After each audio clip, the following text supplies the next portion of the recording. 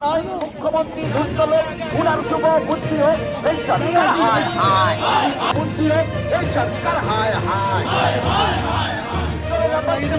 দেওয়ার কারণ হচ্ছে আমরা সংগ্রামী যৌথ মঞ্চের যে ডিএ আন্দোলন বা যে জায়গাটা, সেই জায়গাটা শুধু সংগ্রামী যৌথ মঞ্চের নয়, আজকে সাধারণ মানুষের একটা আন্দোলনে পরিণত হয়েছে।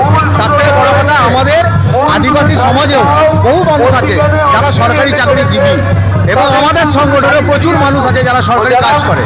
তো তারা যখন আমাদের বিভিন্নভাবে বিভিন্ন সময়ে আমাদের সামাজিক যে কোনো সমস্যায় আমাদের সাথ দেয়, আজকে আমাদের সমাজের যারা চাকরিজীবী তাদের সমর্থনে আজকে আমার আদিবাসীরা সমবেত হয়ে তাদের সমর্থন দিচ্ছে ওনার জায়গা থেকে। উনি ঠিকই বলছেন, কিন্তু আজকের যে জায়গাটা আমরা এসেছি, আজকের যে জায়গা আমরা এসেছি, আমাদের আন্দোলনের যারা বিশেষ করে চাকরিজীবী তাদের বিয়ের যে বর্তমান দিনে বাজারের যে অগ্নিমূল্য, সেই জায়গায় সামঞ্জস্য লাগতে তারা কিন্তু হাবুডুবি খাচ্ছে।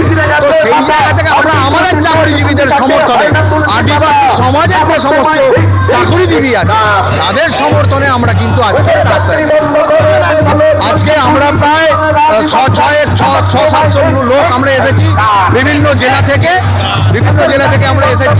আজকের দিনে আমাদের যে বাজনা পরব চলছে, সহায় উৎসব চলছে, নাহলে আমরা এখানে 2 থেকে 2,500 লোকের সমাগম হতো। আজকে 4টে জেলা থেকে আমাদের সংগঠনের লোকজন এসেছে। কোথাও না কোথাও তো আদিবাসীরা বঞ্চিত হচ্ছে। দেখুন না, প্রত্যেক দিন পেপার খুললে বা টিভি চ্যানেল খুললে আদিবাসীরা যেভাবে আদিবাসীদের জমি লুট হয়ে যাচ্ছে, হাজারের পর হাজার বিঘে আদিবাসী জায়গা দখল করে বিভিন্ন কলকারখানা হচ্ছে।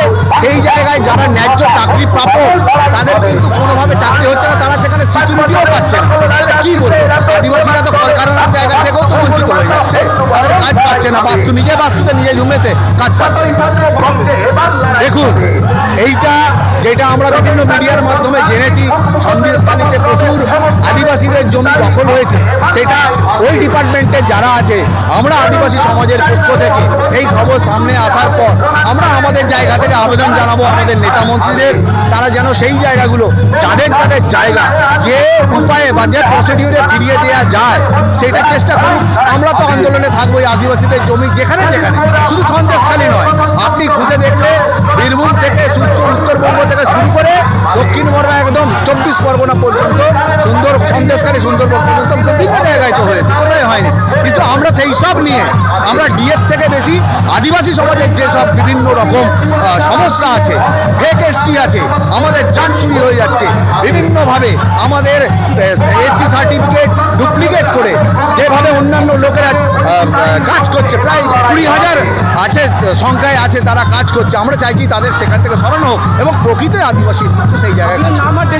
আমার নাম বুবুন মান্ডি, আমি আমাদের যে সংগঠন দিশম আদিবাসী গাঁওতা তার স্টেট অবজারভার।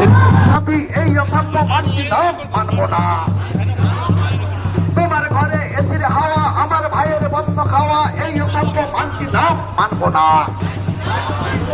তোমার ঘরে এসির হাওয়া, আমার ভাইয়ের বন্ধ খাওয়া, এই অসভ্য মানছি না, মানবো না। বঞ্চিতদের লাঠি বাড়ি পতন হবে তাড়াতাড়ি, এই